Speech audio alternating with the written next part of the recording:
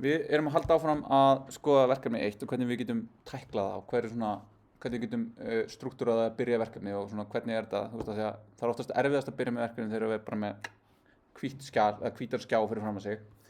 Og ég er búinn að taka þess að hérna, gleymdi að byrja að taka upp, en ég copy-pastaði bara þessa verkefnalýsingu hérna inn í ChatGPT og ég hef svona búinn að fara þess hérna yfir eitthvað, beðið um að hjálpa mér. Ég kynni alltaf ChatGPT sem hana, ég veit ekki af hverju, þú veist. Það, ég veit ekki, þetta er erfitt, við lifum á mjög áhugaverðum og erfiðum tímum og ég er svona núna búinn að reyna að niðurnjörfa þetta í að, hérna, nei, segðu mér bara hvernig ég á að lesa þessar skrár.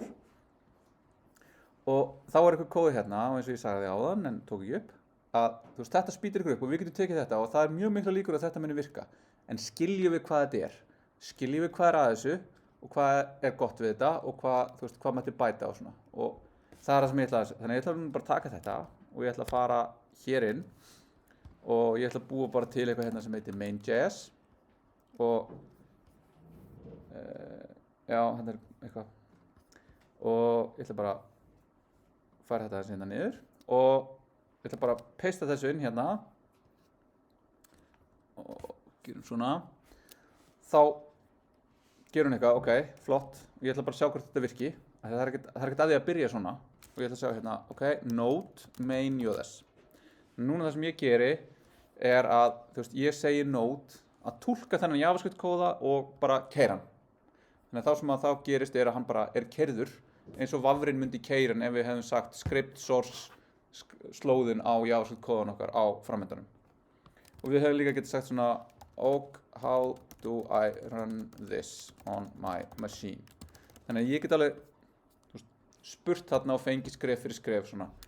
Þá er aftur, þetta er það sem við vorum að gera áðan, þannig að við erum bara að fá nákvæmlega það sem að ég var að segja ykkur og þetta getur bara verið önnur leið til að gera þetta.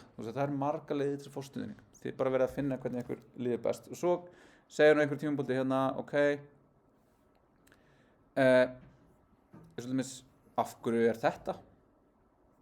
Ok, svo er eitthvað index hérna með einhverju data og svo, þú veist, hérna, og svo loksins fáum við þetta hér. Þannig að þá heitir þetta hérna vista data sem source, read data og þú veist, við keyrum þetta. The console will display the combined and parsed data or error messages if any files are invalid. Ok, þannig að þá er bara ég er að gera það sama hérna, þetta heitir bara einhverju öðru. Ég keyri þetta, ég fæ villu. Og nú fæ ég villu sem er einmitt út af þessu, þannig að ef ég hefði verið hérna og ég hefði ekki gripið þetta, að þá veit ég hvað er að. En nú ætlum ég að segja ykkur hvað þetta er að, svo að þið getið, ef þið sjáu þetta, þá getið þið túlkað það sem er að koma og það sem er að gerast og þið skiljið hvað er að gerast. Þið eru að fá aðstoð við þetta, þið eru að skrifa, þið vitið ekki alveg hvað þetta allt er, en þú veist, hvernig við finnum út úr í hvernig þetta er. Þannig að við getum pastað þetta inn og spurt hérna, ok, hvað er þetta hérna? En það sem er að gerast hérna er að ECMAScript module eða ES module er tækni sem var lengi verið að staðla hjá bara ECMAScript sem staðlar JavaScript og það er þess vegna heitir þetta ECMAScript modules. ECMAScript heitir ekki JavaScript, ECMAScript er til út af því að þegar JavaScript var til, það var til forritunarmál sem heitir Java og það er til fyrirtæki sem heitir Sun Microsystems sem á copyrightið á heitinu Java og þau þorðu ekki að fara í slaginn við það að nota JavaScript út af því að það er eitthvað svona copyright infringement á nafninu. Þess vegna heitir þetta ECMAScript, ekki JavaScript, þetta staðlaða málið.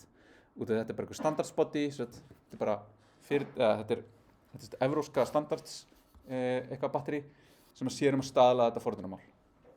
Það er fullt af hópum sem vinna því, það er einn hópur sem er TC39 sem sér það að staðla ákveðna virkni sem kemur inn í JavaScript og þau eru þú veist að gefa okkur svona hluti. Eins og til dæmis ECMAScript modules. Það tók mjög langan tíma. Það leyfir okkur að nota import og export. Áður vorum við að nota CommonJS sem er bara svona ad hoc stað sem var til bara að því að einhver sagði, hey, við þurfum að geta skipt forritunum okkur upp í skrár. Ég ætla bara að fabulera einhvern syntax og hann óvart varð bara ad hoc stað. Allir fóru að nota hann. En svo var bara það var ekki hugsað fyrir öllu. Þannig við þurfum að gera þetta rétt. Og við gerum þetta rétt og þetta er rétt í ECMAScript modules. En út af því að við erum með ógeðslega mikið að kóða þarna úti sem notar CommonJS, þá þarf Node keyrslumhverfið að geta vita, CommonJS megin í lífinu eða ECMAScript modules megin í lífinu. Og við höfum tvær leiðir til að skilgreina það. Við getum endur nefnt þetta skjal MJS sem þá Module.js eða CJS sem þá CommonJS og þá get ég keyrt það hérna og þá keyrir þetta. Hérna er samt einhverja villur, en þetta eru villur í forritinu mínu. Þetta er ekki villur í því að keyra og túlka forritið. Þetta eru keysluvillur í forritinu. Ok, eða ég get kallað þetta .js og ég get búið til package.json og það er það sem er svona æskilega leiðin. Þannig ég ætla að segja npm init yes sem segir bara búið til package.json. Við gerum þetta í webforritinu 1 og við fáum hérna bara lausn á verkefni 1. Við fáum þetta í JSON skjal sem skilgreinir hvernig verkefnið okkar er. Þetta er svona lýsigögn verkefnið okkar. Hérna inni get ég farið og sagt type annarkvort CommonJS sem er default valueið eða module sem þá að segja öll forritin sem keyra inn í þessari möppu sem er með þetta package.json er ES module megin í lífinu. Þannig við gerum það, vistum og þá get ég keyrt þetta hérna og það keyrir. Þannig að þarna er þetta munurinn á því að bara herma og gera versus að skilja og vita hvað þetta er. Þetta er allt, þetta er allt í svona þykkulægja pólitík og einhverju sögu og einhverju skrýtnu og eitthvað svona. Sumt er bara eitthvað svona, já fæn, en ég get bara að halda áfram. En sumt er bara eitthvað svona að skilja af hverju þetta er, getur gefið manni svona bæði bara, það er skemmtilegt, mér finnst það mjög skemmtilegt, eða líka ég veit hvað ég er að gera, ég er ekki bara eitthvað að berja hausnum upp með vegg þangað til eitthvað virkar. En stundum þau maður líka að gera það. Ok, þannig að við erum komið þetta og við erum með þetta hérna og nú ætlum ég að taka hérna og ég ætla að draga bara þennan gaur hingað, þannig að ég get séð núna og ég get keyrt terminali hérna og ég get séð kóða minn hérna. Svo get ég gert hérna Command B og þá loka hérna til hliðar. Þannig að nú er ég bara svona að fókus á þetta. Og þetta er aftur, ef þið eru að nota Visual Studio Code eða eitthvað, leikið eitthvað svolítið með editorinn ykkar. Kostum aðeins eðan, sjáu hvað eru shortcuts og svona, því að það getur alveg hjálpað og það getur skafið af tíma svona in the long run. Ok, fyrsta sem við erum að gera hérna, við erum að ná í FS-pakkan, File System pakkan frá Node.js. Þannig að þetta er bara staðlaði pakki sem kemur með Node.js. Við erum sérstaklega að sækja promise útgáfuna sem notar promises en ekki callbacks. Aftur, þetta er út af því að promises er líka hlutur sem var staðlaður hjá ECMAScript. Hann var staðlaður eftir að Node var til, þannig að það þarf að styðja bæði, gamla og nýja. Ef við segjum svona, þá erum við að fá pakka sem er ekki með promise, heldur með callbacks og er synchronous. En hérna ef við ætlum að fá promised, þá þurfum við að gera þetta hérna FS promises. Svo sjáum við líka hérna er verið að mæla með að nota Node tvípunktur. Ok, það er aftur eitthvað sem við fengum ekki frá chat.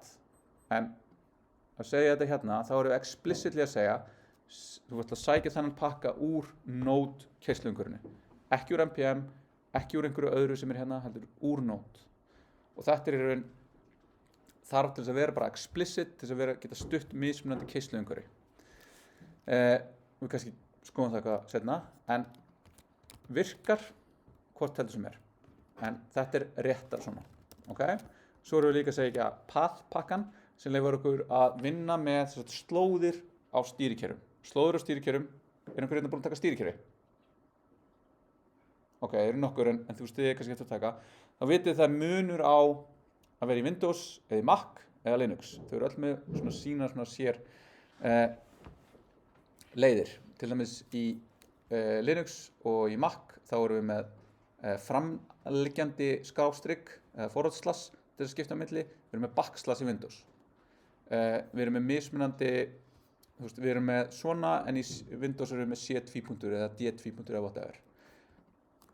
Allt þetta getum við getum nota path-pakkan til þess að skrifa forrit sem virkar bara báðum umhverfum. Og þá getum við sagt hérna eins og path resolve eitthvað, þá finnur hún bara hvar er þetta út frá stýrikerfinu og allt svona. Og ef við gefum þessu fleiri en einn og þetta. Þannig að þá er í raun hérna, ég ætla nú ekki að byrja þessu hér. ég ætla að byrja hérna, að hérna erum við með eitthvað example usage og hérna erum við bara að segja eitthvað read all data, then data, console log data. Ég ekki alveg sammála þessu, þannig að ég ætla að kommenta út þennan kóða sem við fengum hérna og ég ætla að skrifa hann sjálfur hérna. Þannig að ég ætla að gera hérna function main og ég ætla að slökka líka á Copilot,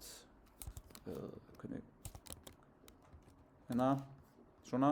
Þannig að ég ætla bara að skrifa þetta svo ég fá ekki eitthvað svona autocompletion. Þannig að getur alveg verið skemmtilegt og hjálpilegt og eitthvað svona, en getur líka verið alveg fárlega pyrrandi. Og ég ætla að gera svona main fall og ég ætla að gera hérna console log hello world. Nú vistaði ég, og þið sáu kannski að það hvarf þetta hérna, en þá er það út af því að ég er með stilt bara almennt í Visual Studio Code hjá mér að keyra Prettier og keyra ESLint bara alltaf, þegar ég veist það, í öllum produktum. En það þýðir líka hérna að það er bara eitthvað, hey, þú ert ekki að nota þetta, ég ætla bara að fjarlægja þetta. Þannig að það er kannski ekki endilega það sem ég vil, þá get ég sagt hérna save without formatting, þá vistar hann þetta bara án þess að keyra formaturinn. Þetta getur stundum verið gott, af því að stundum er maður bara að vinna með eitthvað, bara eitthvað, ég vil þetta 95% tímanum, bara ekki núna, please. Og þá get ég, það er svona leið út úr þessu. Svo keyri ég hérna node main.js og þá gerist ekki neitt. Af hverju gerist ekki neitt?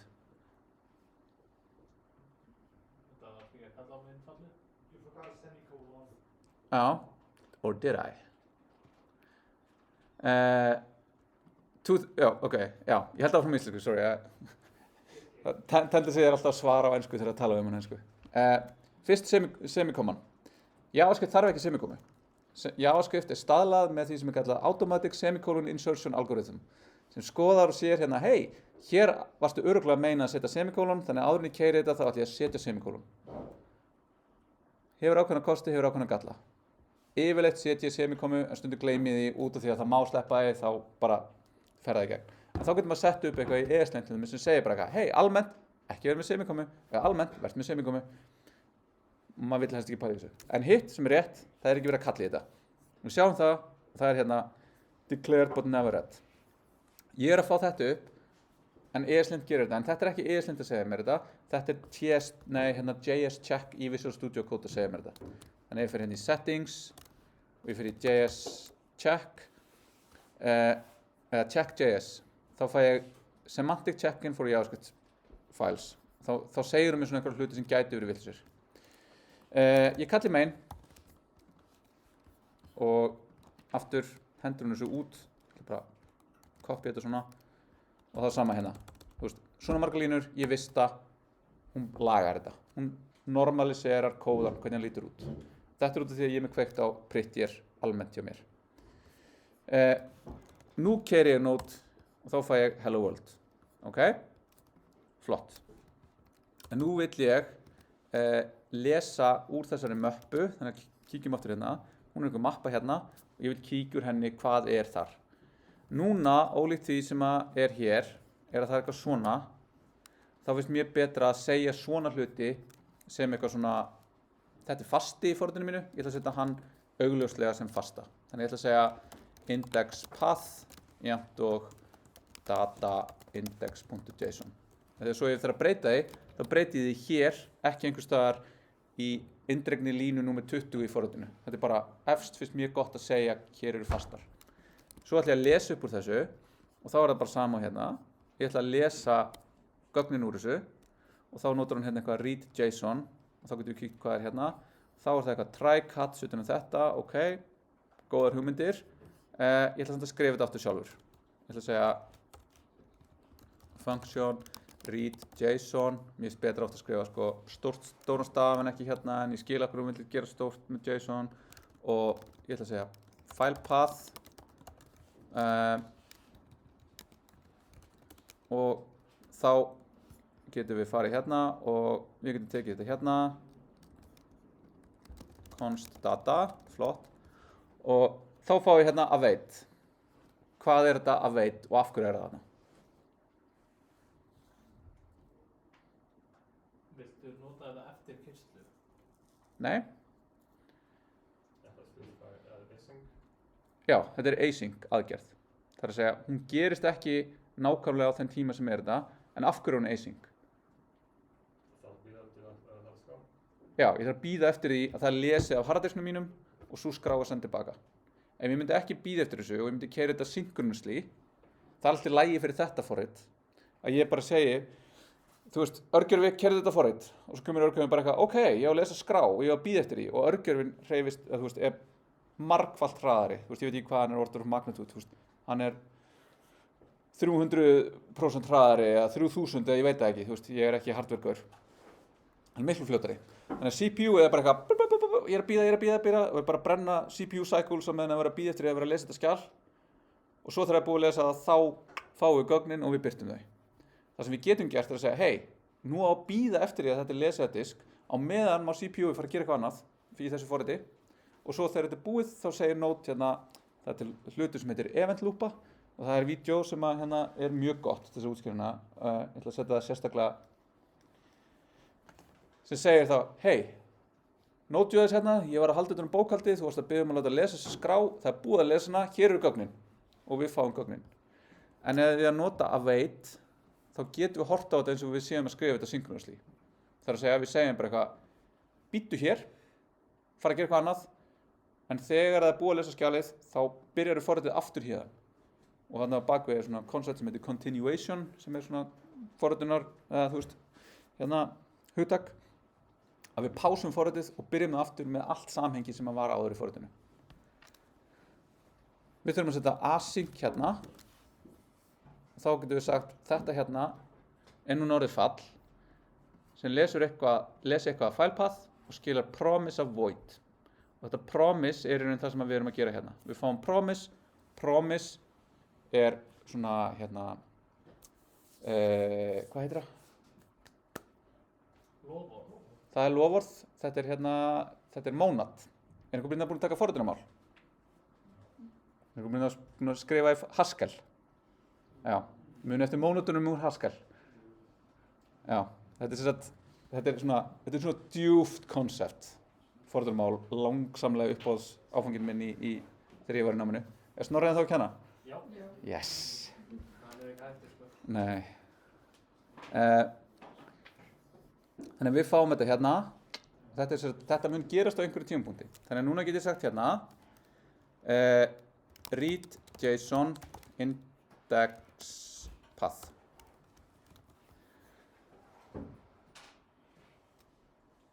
Við ætlum að segja hérna, const data, bara aftur, read JSON, console log data. Hvað er að þessu áður en ég keyri þetta? Hvað mun ég fá og hvað er að þessu? Megum við prenta út JSON gagna variable. Já.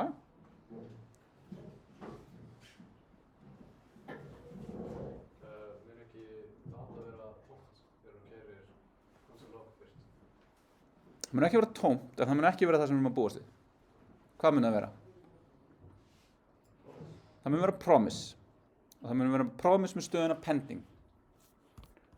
Þannig að við keyrum þetta, vistum þetta fyrst, keyrum þetta og við fáum promise sem er pending. Út af því að þá sjáum við hérna, þetta skilar promise of void og við gleymum hérna sjáum við líka að data er svona feitað út af því að það er declared but never read. Við ætlum að gera return data og þá breytist þetta hérna líka að vera ekki promise of void, þetta void er bara ekkert, heldur verður þetta promise of string. Þannig að nú verður þetta hérna, promise of string, þetta hérna prenta bara út promiseið sem er bara þetta, það er ekki búið að lesa þetta disk, það er ennþá verið að gera það en forritið er búið að keyra. Þannig að hvað þurfum við að gera til að laga þetta? Callback, eða klára promiseið. Callback er önnur pæling, við erum að nota promise með async og await. Hvað þurfum við að gera til þess að við fáum í raun og veru gögnin úr þessu hérna, en ekki promise pending?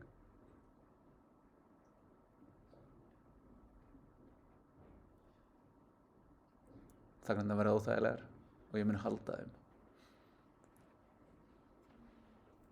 Við erum búin að gera þetta í forritinu áður.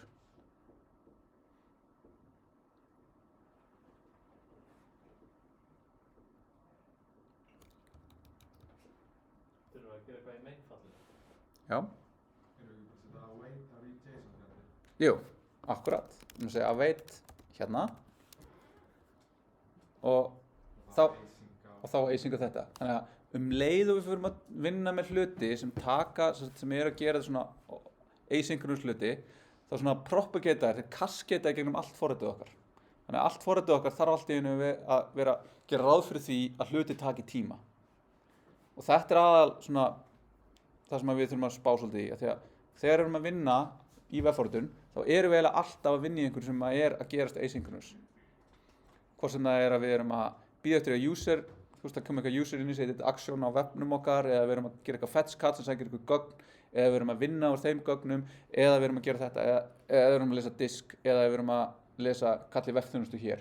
Allir þessir hlutir þeir taka tíma, og leið við gerum hérna, þá þurfum öll fóllin okkar að vera async á endanum.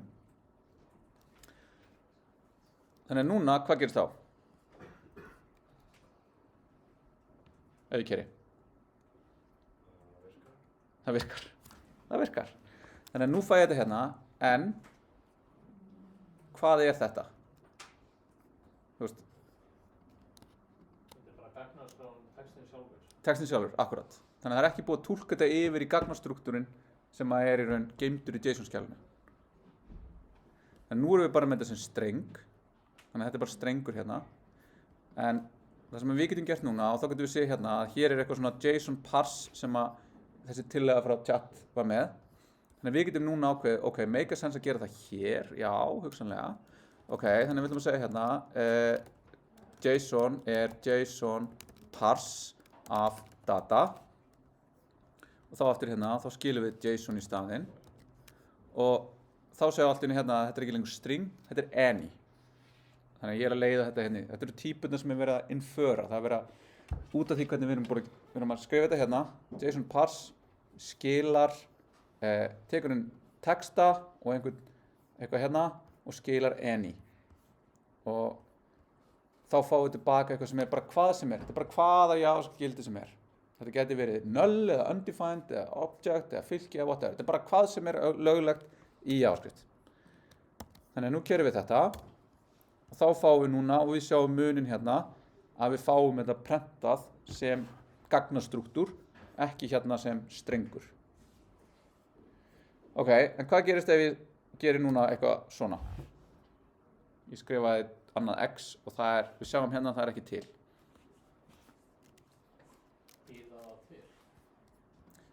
Býra til, fyrsta tillaga, hver önnur? Error. Og hvar kemur villan? Það hann að lesa á fælið. Já, þannig hún kemur í þessari hérna villu og þá fáum við erum búin að kalla í main og main kallar í þetta og það kallar í þetta, þannig að við erum komið með call stack sem main og yfir í read.json, yfir í read-file og svo inn í einhver internals inn í JSON, inn í Node segi ég. Þannig að vistum keyrum. Þá fáum ég hérna no such file or directory og þá fáum við bara slóðun á það sem hérna og þá sjáum við hérna async open, async read file, það sem sagt read file við að kalla það, þetta innan úr Node internal hérna, þetta úr read.json, í línu 7, kolum 16, þar var kallað þetta úr main í línu 17 og hérna í kolum 16. Þannig að við sjáum núna út frá þessu hérna, núna þetta bara trivial forrit, við erum bara rétt einhverja 20 línur.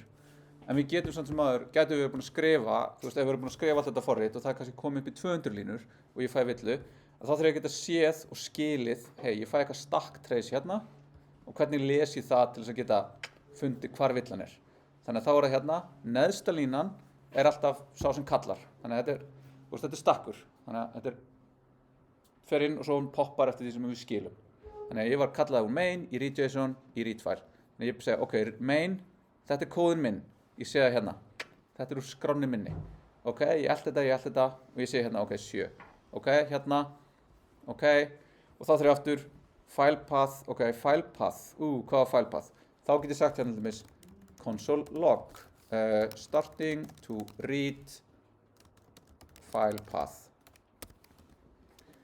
Ok, þá get ég gert hérna og þá fæ ég þetta áður en ég fæ síðan villuna. Þannig að þetta getur hjálpað mér að debugga þetta. að oft á tíðum þegar við erum að skrifa forrit þá þurfum við svolítið mikið að hugsa forritið til þess að við séum að hjálpa framtíðar okkar þegar við þurfum að debugga þessu. Af því að hlutfallið milli tíma sem við eyðum í að skrifa forrit og debugga forrit er eiginlega oftast miklu meiri í debugga forriti.